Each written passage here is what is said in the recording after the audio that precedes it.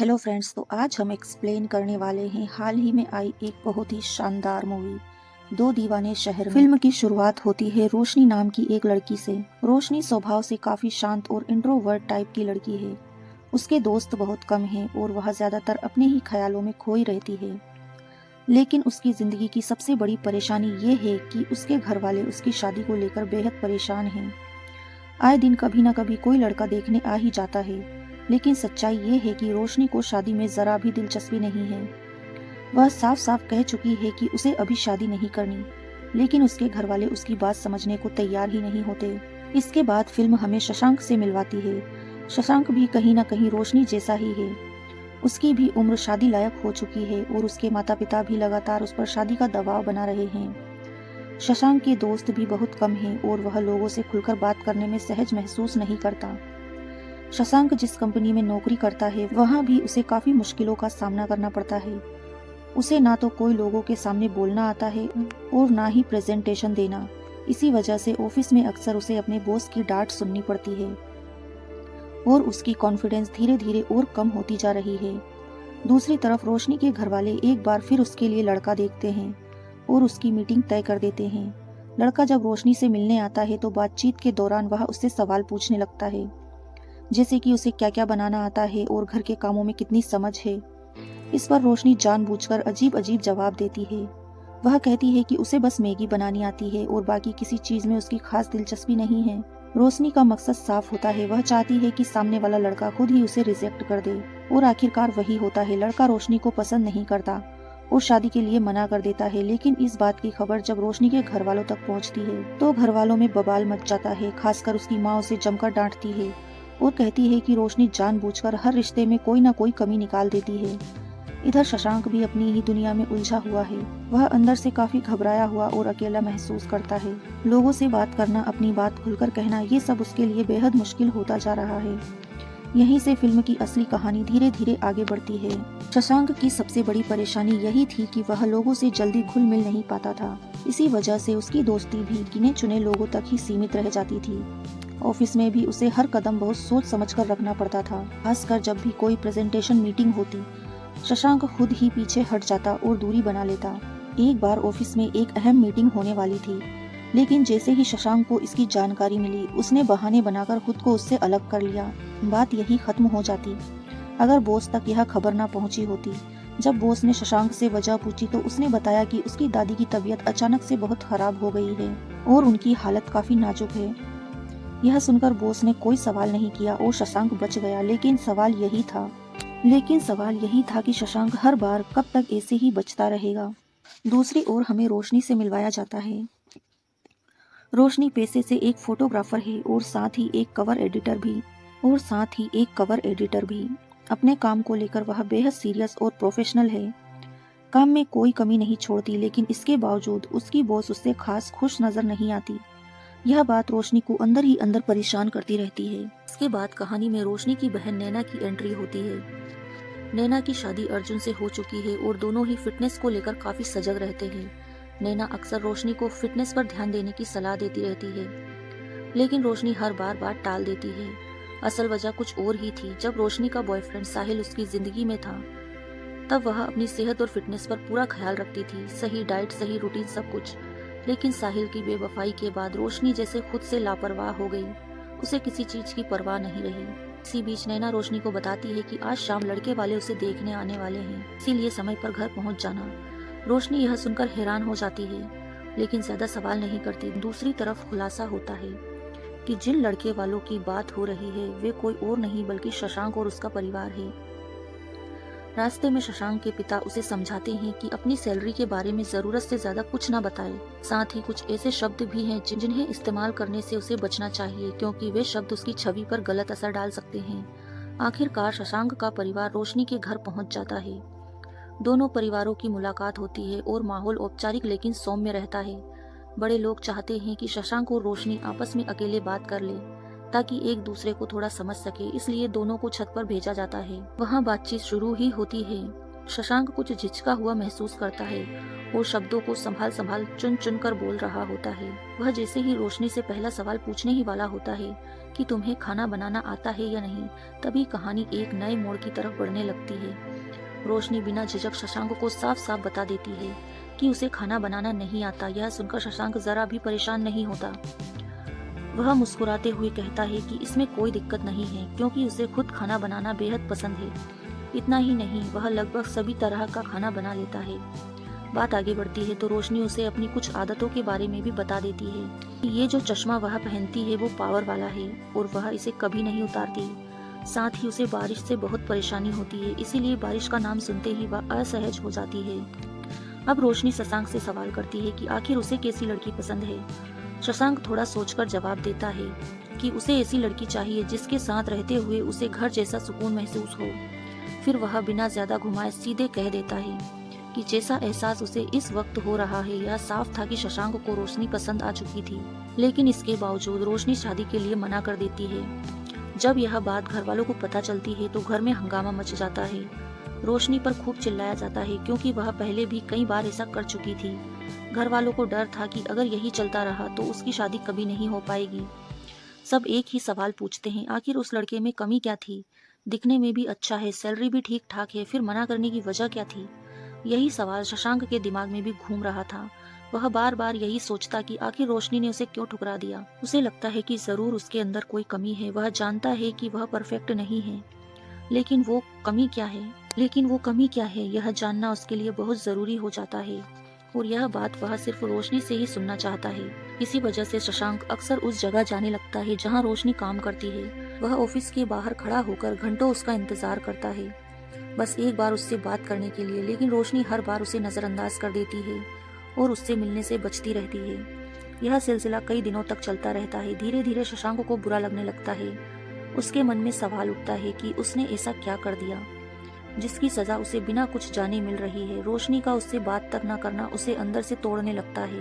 इन सब टेंशन्स का असर उसके काम पर भी पड़ता है। शशांक ऑफिस में ठीक से फोकस नहीं कर पा रहा होता है, जिस वजह से बॉस भी उस पर नाराज रहने लगते हैं। एक तरफ ऑफिस का दबाव और दूसरी तरफ रोशनी को लेकर उलझन, दोनों मिलकर शशांक को थका देते हैं। आखिरकार शशांक एक फैसला लेता है। वह तय करता है कि अब वह रोशनी के पीछे नहीं जाएगा, ना उसके ऑफिस के बाहर खड़ा रहेगा और ना ही उससे मिलने की कोशिश करेगा। और वह सच में ऐसा करना शुरू कर देता है। कुछ दिनों बाद यह बदलाव रोशनी भी महसूस करती है। उसे याद आता है कि एक लड़का था जो रोज उसके ऑफिस के बाहर खड़ा रहता था, उससे मिलने की कोशिश करता था, लेकिन अब अचानक वह दिखना बंद हो गया। ना इंतजार, ना कोई कोशिश, और यहीं से रोशनी के मन में एक नया सवाल जन्म लेने लगता है। दूसरी तरफ रोशनी अपना काम बहुत अच्छे से कर रही थी। इसके बावजूद रोशनी की बॉस का रवैया नहीं बदलता। चाहे वह कितना भी अच्छा काम कर ले, तारीफ तो दूर, संतोष भी नहीं मिलता। धीरे धीरे यह सब रोशनी को अंदर से खलने लगता है। उसका मन उचटने लगता है और वह खुद को अकेला महसूस करने लगती है। इसी बेचैनी में वह आखिरकार शशांक को कॉल करती है और उसे एक कॉफी शॉप में मिलने के लिए बुलाती है। जब शशांक के फोन पर रोशनी का नाम चमकता है तो वह एक पल के लिए यकीन ही नहीं कर पाता। कॉल उठाते ही उसके चेहरे पर मुस्कान आ जाती है। अगला दिन उसके लिए किसी त्योहार से कम नहीं होता। वह अंदर ही अंदर बहुत एक्साइटेड होता है, लेकिन बाहर से खुद को संभालने की पूरी कोशिश करता है। कॉफी शॉप में दोनों की मुलाकात होती है। कुछ पल की चुप्पी के बाद शशांक सीधे अपने दिल की बात पूछ बैठता है। तुमने मुझे रिजेक्ट क्यों किया था? रोशनी थोड़ा रुककर जवाब देती है। वह कहती है कि शायद वे दोनों एक दूसरे से बहुत अलग है। शशांक बहुत अच्छा इंसान है और उसे डर था कि वह उसे संभाल नहीं पाएगा। रोशनी अपने दिल की बात खुलकर कहती है कि वह खुद को काफी अलग मानती है और उसे ऐसा लगता है कि शायद कोई भी उसे लंबे समय तक झेल नहीं सकता। इसी डर की वजह से उसने मना कर दिया था। शशांक यह सुनकर थोड़ा हैरान हो जाता है। उसे लगा था कि शायद उसकी बोलने की समस्या की वजह से रोशनी ने उसे रिजेक्ट कर दिया होगा। दरअसल शशांक को एक छोटी सी दिक्कत थी। वह शा को ठीक से बोल नहीं पाता और अक्सर शा को सा बोलता है। लेकिन अब रोशनी को शशांक पहले से कहीं ज्यादा समझदार और सच्चा इंसान लगने लगता है। कुछ दिनों बाद रोशनी शशांक के घर जाती है। वहाँ माहौल सादा लेकिन सुकून भरा होता है। बातों बातों में रोशनी उससे पूछती है कि आखिर उसमें ऐसा क्या है जिसकी वजह से वह उसी से शादी करना चाहता है। वह कहती है कि ज्यादातर लड़के उससे दूरी बना लेते हैं। शशांक बिना सोचे समझे जवाब देता है कि रोशनी के अंदर जो चीज है वह उसके अंदर नहीं है, कॉन्फिडेंस। वह कहता है कि अगर उसके अंदर भी थोड़ा सा यह आत्मविश्वास आ जाए तो वह ऑफिस का सबसे पॉपुलर इंसान बन सकता है। अब दोनों ही महसूस करने लगते हैं कि वे एक दूसरे को पसंद करने लगे हैं। इसी वजह से वे साथ में ज्यादा से ज्यादा वक्त बिताने लगते हैं। धीरे धीरे दोनों एक दूसरे को समझने लगते हैं। छोटी छोटी बातें, डर, आदतें सब कुछ शेयर करने लगते हैं। अब उनके बीच सीक्रेट्स भी आने लगते हैं। एक दिन रोशनी शशांक को अपने एक्स बॉयफ्रेंड साहिल के बारे में बताती है। वह कहती है कि उनका रिश्ता काफी मजबूत था, सगाई होने वाली थी, लेकिन ठीक एक हफ्ते पहले साहिल को कोई और पसंद आ गया और वह उसे छोड़कर चला गया।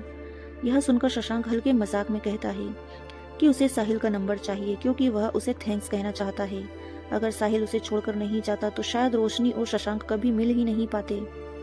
लेकिन अगला दिन शशांक के लिए एक नई उलझन लेकर आता है। उसके पिता का फोन आता है। वे बताते हैं कि उन्होंने उसके लिए एक लड़की देख ली है और परिवारों की मुलाकात भी हो चुकी है। अब शशांक को जाकर उस लड़की से मिलना है। शशांक अपने पिता से डरता है, इसलिए वह रोशनी के बारे में कुछ नहीं बता पाता, लेकिन उसके मन में यह साफ था कि वह उस लड़की से मिलेगा जरूर, सिर्फ उसे मना करने के लिए। और यहीं से कहानी एक बार फिर नए मोड़ पर आ खड़ी होती है। लेकिन वह मामला बिल्कुल उल्टा हो गया। शशांक उस लड़की से मिलने पहुंचा और जब वह उससे बात कर रहा होता है तभी दूर से यहाँ पूरा सीन रोशनी देख लेती है। दोनों को साथ देखकर रोशनी के दिल को जैसे किसी ने जोर से दबा दिया हो।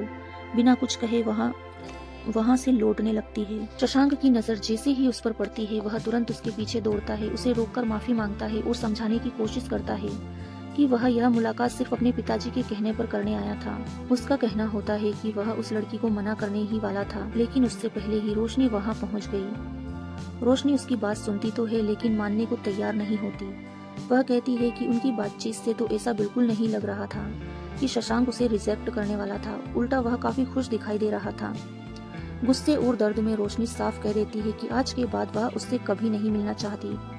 इतना कहकर रोशनी वहाँ से चली जाती है और इस बार शशांक उसे रोक नहीं पाता। शशांक की गलती बस इतनी थी कि वह उस लड़की से मिलने चला गया, वह भी अपने पिता की वजह से। वह चाहता तो पहले ही रोशनी को सब बता सकता था, लेकिन शायद उनकी कहानी को इस मोड़ तक आना ही था। इसके बाद शशांक लगातार रोशनी को कॉल करता रहता, लेकिन रोशनी एक भी कॉल रिसीव नहीं करती।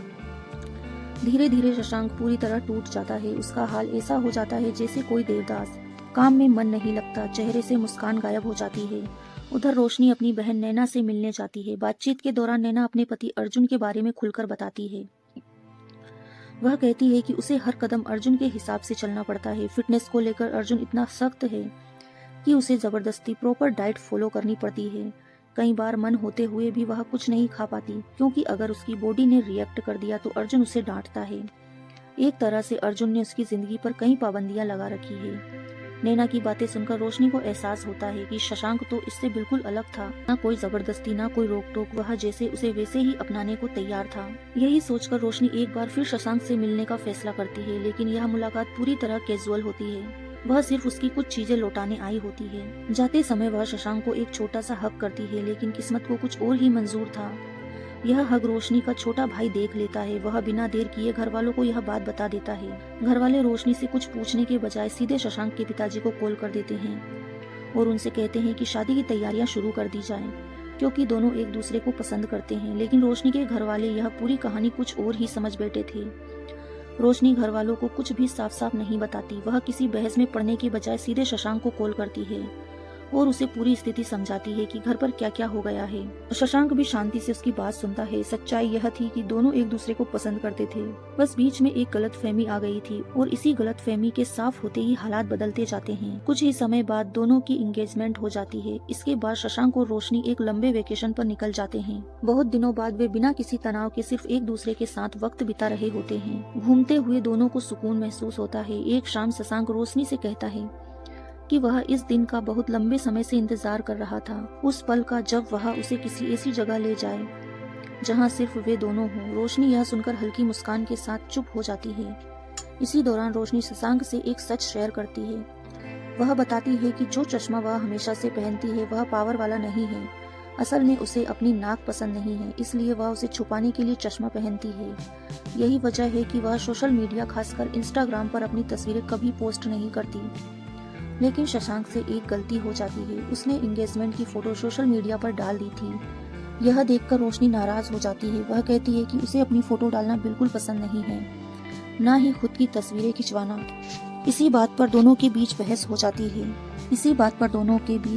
जाती है। रोशनी को यह नहीं पता होता कि शशांक ने चुपचाप उसकी कुछ तस्वीरें क्लिक की थी और वे तस्वीरें बेहद खूबसूरत थी, लेकिन फिलहाल झगड़ा हो चुका था और माहौल भारी हो गया था। इसी मनः स्थिति में जब रोशनी ऑफिस लौटती है और अपने काम में लगती है तो वहाँ भी हालात बिगड़ते जाते हैं। वह हमेशा की तरह अच्छा काम करती है, लेकिन उसकी बॉस को फिर भी वह पसंद नहीं आता। बात बढ़ जाती है और इस बार रोशनी खुद को रोक नहीं पाती। वह अपनी बॉस को साफ साफ सुना देती है। गुस्से और आत्मसम्मान के बीच रोशनी वही फैसला ले लेती है और उसी दिन नौकरी से रिजाइन कर देती है। जब वह घर लौटती है तो घर वाले उसके रिजाइन के बारे में कुछ भी नहीं पूछते, बल्कि वहाँ उसकी मुलाकात नैना से होती है। नैना बुरी तरह रो रही होती है। नैना बताती है कि वह और अर्जुन हाल ही में गोवा घूमने गए थे, लेकिन वहाँ पर भी हालात ठीक नहीं रहे। अर्जुन को नैना की फिटनेस बिल्कुल पसंद नहीं आई। उसे नैना बीमार जैसी लग रही थी, जबकि यह सारी फिटनेस नैना ने सिर्फ अर्जुन के लिए ही अपनाई थी। नैना टूटे हुए स्वर में कहती है कि उसका वजन थोड़ा कम हो जाए तो अर्जुन चिल्लाता है और अगर ज्यादा बढ़ जाए तो भी चिल्लाता है। वह कहती है कि उसे ऐसा लगने लगा है जैसे वह अपनी जिंदगी जी ही नहीं रही, बस किसी और की उम्मीदों पर चल रही है। नैना की बातें सुनकर रोशनी गहरी सोच में डूब जाती है। नैना रोते रोते रोशनी से कहती है कि वह अपनी जिंदगी अपनी मर्जी से नहीं बल्कि अर्जुन की शर्तों पर जी रही है। उसे क्या पहनना है, क्या खाना है, कैसे दिखना है, सब कुछ अर्जुन तय करता है। नैना साफ शब्दों में कहती है कि वह अब खुद को पहचान ही नहीं पा रही। फिर नैना रोशनी को बहुत शांति से एक बात समझाती है। वह कहती है कि शशांक जैसा इंसान बहुत कम मिलते हैं। उसने कभी रोशनी को कंट्रोल करने की कोशिश नहीं की, ना ही उसकी मर्जी के खिलाफ कुछ थोपा। वह जैसा है रोशनी को वैसे ही अपनाता है। नैना कहती है कि अगर ऐसा इंसान जिंदगी में मिले तो उसे कभी छोड़ना नहीं चाहिए। नैना की ये बात रोशनी के दिल में उतर जाती है। वह महसूस करती है कि उसने शशांक को हमेशा गलत नजरिए से देखा। अगले ही दिन रोशनी उसी जगह पहुंच जाती है जहां उनका आखिरी झगड़ा हुआ था। इस बार पहल रोशनी करती है। वह शशांक से माफी मांगती है और कहती है कि वह अब कभी उसे अकेला नहीं छोड़ेगी। भावनाओं में बहकर रोशनी उसे प्रपोज भी कर देती है। शशांक के लिए यह पल किसी सपने जैसा होता है। कहानी आगे बढ़ती है और हम देखते हैं कि शशांक ऑफिस पहुंचता है। वहां उसका बॉस सबको बताता है कि कंपनी में एक बहुत बड़ा सेमिनार होने वाला है और इस सेमिनार में प्रेजेंटेशन देने की जिम्मेदारी शशांक को सौंपी गई है।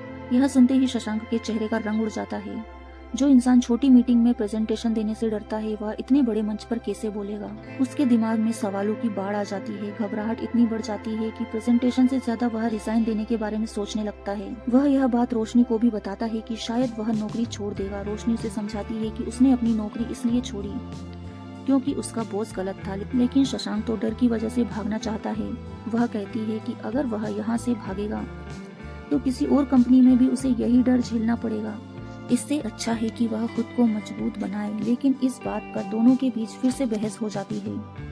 शशांक के लिए स्टेज पर बोलना उसकी सबसे बड़ी कमजोरी है। वह तय कर लेता है कि चाहे कुछ भी हो जाए वह रिजाइन दे। फिर भी अंदर कहीं न कहीं वह हार मानना नहीं चाहता था। अपनी साह वाली समस्या के बावजूद वह घंटों प्रैक्टिस करता है, बार बार खुद को सुधारने की कोशिश करता है। लेकिन लगातार कोशिशों के बाद भी जब उसे लगता है कि वह सफल नहीं हो पाएगा तो वह टूट जाता है।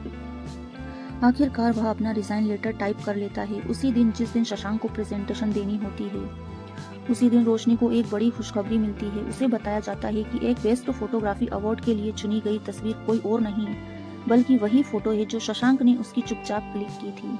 यह खबर रोशनी के लिए सिर्फ एक अवार्ड नहीं थी, यह एक इशारा था कि शशांक सिर्फ डर से भरा इंसान नहीं बल्कि टैलेंट और हिम्मत से भरा हुआ इंसान है और अब फैसला सिर्फ शशांक को करना था। रोशनी को जब पता चलता है कि शशांक ने वही फोटो अवार्ड के लिए सबमिट की थी तो उसकी खुशी का ठिकाना नहीं रहता। वह फोटो रोशनी की थी, बिना चश्मे के, एकदम नेचुरल, सच्ची और बेहद खूबसूरत। उस तस्वीर में रोशनी को वही इंसान दिख रहा था जिसे वह खुद भी पूरी तरह स्वीकार नहीं कर पाई थी। उधर शशांक ऑफिस पहुंच चुका होता है। अब वहाँ वह क्या करने वाला है यह सिर्फ वही जानता है। बाहर से भले ही वह शांत दिख रहा होता है, लेकिन अंदर एक जंग चल रही होती है। जब वह स्टेज के सामने खड़ा होता है और सैकड़ों लोगों की भीड़ देखता है तो उसके हाथ पैर ठंडे पड़ जाते हैं, घबराहट लौट आती है, दिल तेज धड़कने लगता है। लेकिन इस बार वह एक अलग सोच के साथ आया होता है। वह खुद से कहता है, आज मैं अच्छा बोलूं या बुरा फर्क नहीं पड़ता, आज मैं सच बोलूंगा। और फिर शशांक बोलना शुरू करता है। वह सबके सामने बिना किसी झिझक अपनी सच्चाई रख देता है, बताता है कि उसे बोलने में दिक्कत होती है, उसे स्टेज से डर लगता है, लोगों को फेस करना उसके लिए आसान नहीं है। वह यह भी मान लेता है कि वह परफेक्ट नहीं है, लेकिन यही सच्चाई वहाँ बैठे हर इंसान के दिल को छू जाती है। इसके बाद जब शशांक अपनी प्रेजेंटेशन शुरू करता है तो माहौल बदल जाता है। शब्द भले ही परफेक्ट ना हो, लेकिन इरादा और ईमानदारी जबरदस्त होती है। उसकी प्रेजेंटेशन खत्म होते ही पूरा हॉल तालियों से गूंज उठता है। सब हैरान होते हैं कि इतना सच्चा और दमदार प्रेजेंटेशन उन्होंने पहले कभी नहीं देखा। उसी वक्त रोशनी वहां पहुंचती है। वह सीधे शशांक के पास जाती है, सबके सामने खड़ी होती है और बिना किसी डर के उससे पूछती है, क्या तुम मेरी जिंदगी के हमसफर बनोगे? शशांक की आंखों में आंसू आ जाते हैं। आज उसने सिर्फ एक प्रेजेंटेशन नहीं जीती थी, उसने खुद को जीत लिया था। वह मुस्कुराते हुए हाँ कह देता है। अब रोशनी जान चुकी थी कि यही वह इंसान है जो उसे बिना बदले, बिना कंट्रोल किए पूरे दिल से अपनाता है।